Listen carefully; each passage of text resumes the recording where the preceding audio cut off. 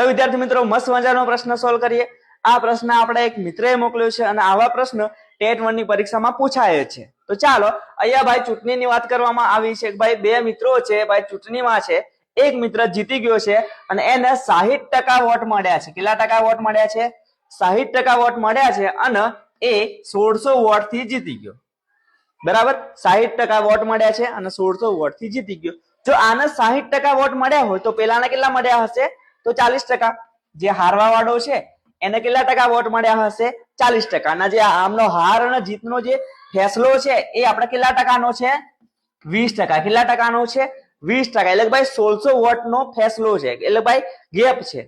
બરાબર, તો અહીંયા તમે વિચારી શકો છો ભાઈ આ જે 20% છે એ આપણા કેટલા વોટ છે?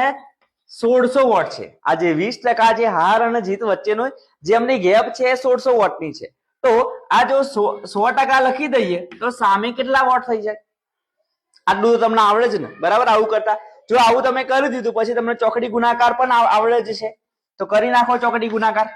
બરાબર, તો જે એકલું હોય એ હંમેશા નીચે જશે। તો કોણ એકલું છે? 20, તો 20 નીચે જશે। આમને લખી દો 1600 ગુણ્યા 100। બરાબર, અહીંથી આ 1 0 ગયું, 8 2 16, 80 ગુણ્યા 100, તો 80 ગુણ્યા 100 એટલે ભાઈ 8 1 2 ને 3 3 0 મૂકી દો, તો ભાઈ 8000 વોટ કુલ ટોટલ આ ગામમાં પડ્યા હશે અને આ ભાઈ 1600 વોટ થી જીતી ગયો। બરાબર, તો ટોટલ 8000 વોટ છે। કદાચ તમને એવું પૂછે કે ભાઈ આને કેટલા વોટ મળ્યા, તો તમે 8000 ના 60% કરીને ગણી શકો છો।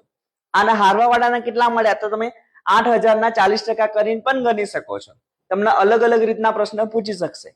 તો સરસ મજાનું આવું ગણિત શીખવા મારી સાથે જોડાયેલા રહો અને તમારા મિત્રોને વિડીયો શેર કરવાનું ભૂલતા નહીં। Thank you.